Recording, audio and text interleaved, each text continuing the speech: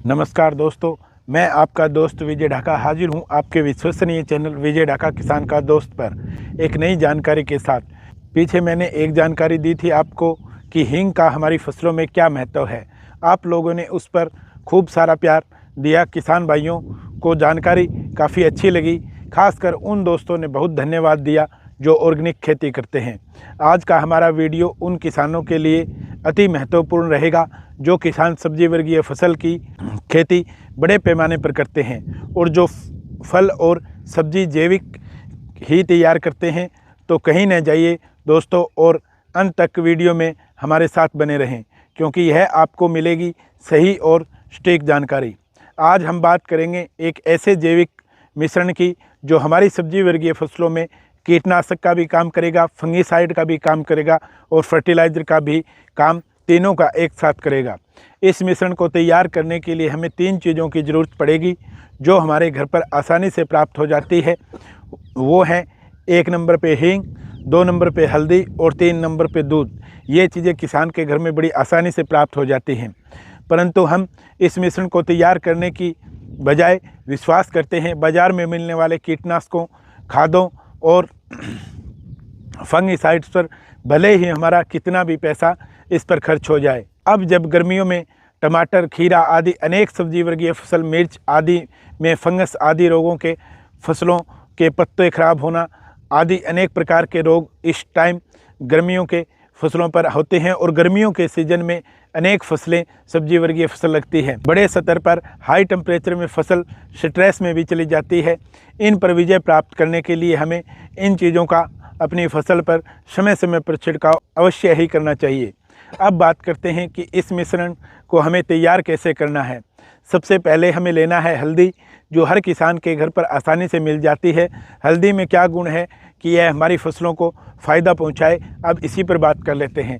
एक सबसे पहले हल्दी जो होती है वो एंटी बैक्टीरियल होती है, दूसरा अगर एंटी फंगल भी होती है और तीसरा एंटीऑक्सीडेंट होती है। आज जो मिश्रण तैयार कर रहे हैं वो 1 एकड़ के घोल के हिसाब से मैं आपको बता रहा हूं, इसलिए डोज को बहुत ध्यान से सुने और देखें ताकि आप अच्छे से नोट कर सकें। अब बात करते हैं कि हल्दी में इतने सारे गुण होते हैं पर किसान भाई बड़े स्तर पर, क्योंकि उन्हें इस बात की जानकारी ही नहीं है, इसलिए किसान भाइयों इस हल्दी में ये एंटी फंगल होती है।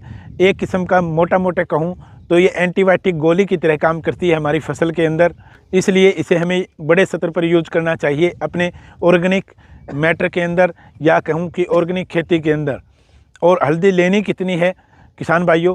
100 ग्राम हल्दी हमें पर एकड़ के हिसाब से यूज करना है और पानी 200 लीटर लेना है हमें, और उसी के साथ साथ हमें हींग 20 ग्राम पर एकड़ के हिसाब से यूज करना है और 200 लीटर पानी लेना है। यदि हम पानी कम लेंगे तो डोज वैसे ही घटती रहेगी। वो आपका डिपेंड है कि आप कितनी दूर में आपके सब्जी वर्गीय फसल लगी हुई है जिस पे आप इसका यूज करना चाहते हैं। जो ड्रम हमने 200 लीटर का लिया है उसमें स्टार्टिंग में आप 160 लीटर पानी ही डालें, क्योंकि अगर हमने ज़्यादा पानी उसके अंदर डाल दिया तो जब डंडी से हम इस मिश्रण को मिलाते वक्त घुमाएंगे तो ओवरफ्लो होकर हमारा मिश्रण नीचे गिरने लग जाएगा। इसलिए जब तक हम तीनों चीज़ें न डाल दें, ड्रम में हमें 160 लीटर पानी लेना है ताकि ड्रम कुछ खाली रहे और अच्छे से मिश्रण को मिला सकें, और फिर बाकी का बचा हुआ पानी हमें डालना है। और जो हल्दी और हींग हम ले रहे हैं उसे हमें सीधे ड्रम में नहीं डालना है, उसका भी हम विस्तार से जान लेते हैं कि कैसे उसको ड्रम में डालने से पहले उसके साथ क्या करना है, क्योंकि इसमें हमारे स्प्रे पंप का नोजल रुकने की संभावना ज़्यादा रहती है, क्योंकि दूध में तो ऐसा कुछ नहीं है, लेकिन हींग और हल्दी है ये 100% कभी घुलेगी नहीं। इसलिए किसान भाइयों 24 घंटे पहले किसी भी 5 लीटर के बर्तन, छोटे बर्तन में 5 लीटर पानी डाल के उसमें आप 100 ग्राम हल्दी और 20 ग्राम हींग डालकर छोड़ दें 24 घंटे के लिए। अब जब हमें घोल तैयार करना होगा तो नेक्स्ट डे हम इसे छान कर ड्रम में डालेंगे। इसलिए अब अगला दिन आ गया है 24 घंटे के बाद, जो हमने 24 घंटे पहले जो हल्दी और जो हींग डाल के छोड़ी थी उसको भी हम ड्रम के पास ले आएंगे। और अब नेक्स्ट डे तैयार करते समय घोल को यहाँ हम ड्रम में सबसे पहले दूध डालेंगे। दूध के मामले में सबसे पहले जानने योग्य बात यह है कि हमें पैकिंग वाला दूध यूज़ नहीं करना है, क्योंकि कई बार क्या है कि हमारे घर में दूध का जितना हमें दूध यूज़ करना है उतना प्रबंध नहीं होता है, तो हम क्या है कि दुकानदार से पैकिंग वाला दूध ले आते हैं। अब पैकिंग वाला दूध हमें यूज़ नहीं करना है। दूध हमारे घर का होना चाहिए और देसी गाय का हो तो बहुत ही बढ़िया, नहीं तो किसी अच्छे पशुपालक से, जब हमारे पास ना हो तो हम किसी अच्छे पशुपालक से ही खरीदें, न कि पैकिंग वाला दूध यूज करें। देसी गाय का दूध हो तो उसकी पीएच वैल्यू काफ़ी अच्छी होती है, इसलिए अगर पहल करें कि देसी गाय का दूध आपको मिल जाए, नहीं तो फिर आप किसी भी टाइप का भैंस का हो चाहे अमेरिकन गाय का हो, जो भी हो आपको दूध मिले वो आप यूज़ कर सकते हैं। लेकिन पहले यदि मिल जाए आसानी से तो देसी गाय का दूध यूज़ करना चाहिए। दूध के अंदर न्यूट्रिएंट्स वैल्यू क्या होती है?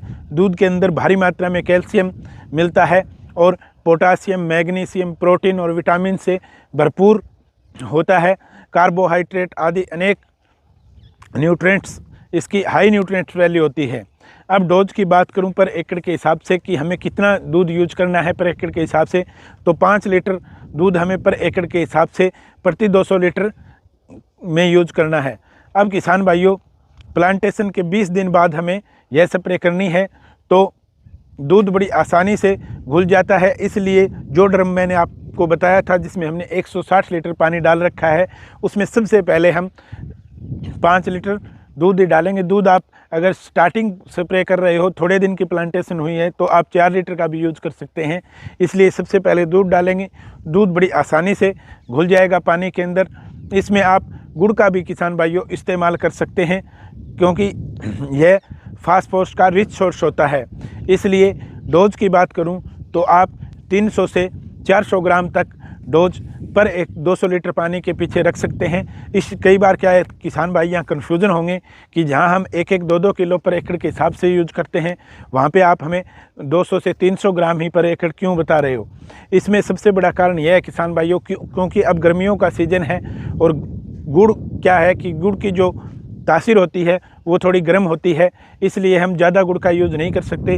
दूसरा, क्योंकि हाई टेम्परेचर रहने वाला है, गुड़ अगर हमने 1-2 किलो यूज़ कर दिया तो उसका नुकसान, क्योंकि पत्तों के साथ वो चिपक जाएगा और हाई टेम्परेचर होने के कारण और ऊपर से गुड़ की तासीर गर्म होने के कारण उसमें हमें पत्तों के ऊपर बर्निंग होने की संभावना ज़्यादा रहती है। इसलिए 200 से 300 ग्राम गुड़ आपको पर एकड़ यूज़ करना है।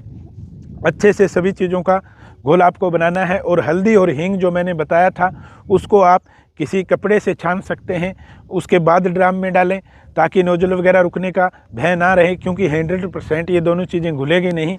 और या फिर छलनी, डबल छलनी लगा के आप उसको छान कर सीधा ड्रम में डाल दें और फिर अच्छे से मिलाकर सभी प्रकार की फसलों में आप इस मिश्रण का इस्तेमाल करेंगे तो आपका इसके काफ़ी अच्छे रिजल्ट देखने को मिलेंगे।